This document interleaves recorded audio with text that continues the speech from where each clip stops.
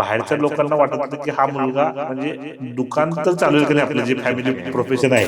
Sir, आई आणि तुमच्या आयुष्यात तुमचे जे लाईफ पार्टनर आहेत शबाना मॅडम, तुमचे वाईफ, या दोघींना तुम्ही आयर्न लेडी असं म्हणता की माझ्या आयुष्यातल्या या दोन आयर्न लेडी आहेत. हे असं का म्हणता? त्यांचं काय योगदान आहे त्याच्याबद्दल थोडंसं सांगा. लहानपणी आईनी जो मला विश्वास दिला की ही गोष्ट तू करू शकतोस, ओके. त्या विश्वासाच्या जोरावर मी आज घडलो.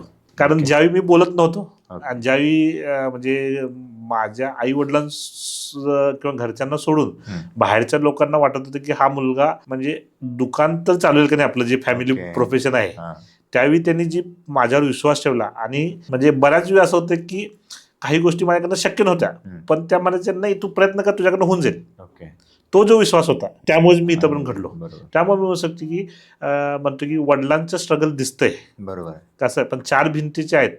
आईनी जे कॉम्प्रोमाइज केलं, बरोबर. आईनी जो विश्वास दिला, तो जी माया दिली की तू म्हणजे बाकीच्या आहेस, तू बाकीच्यांसारखा प्रयत्न केलास तर तू हे करू शकतो. ओके. हा जो सांगून, कधी न सांगता, कधी माये करून, कधी स्ट्रॉंगली ओके. रागून बरोबर. हा जो विश्वास दिला, त्या विश्वासामुळेच मी म्हणजे घडलो.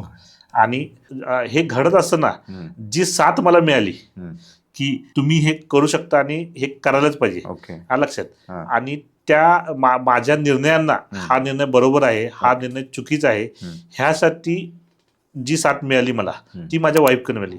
आणि दोघं इतक्या हुशार आणि इतक्या हे आहेत की जे काही डिसिजन मध्ये म्हणतो ना, आपण म्हणतो की फिमेल जास्त इमोशनल असतात मेलपेक्षा, पण हे चुकीचं आहे.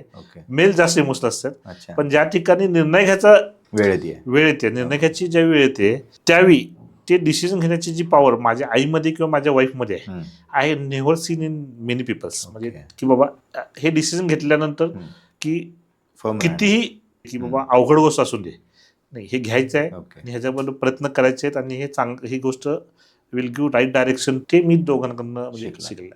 ओके.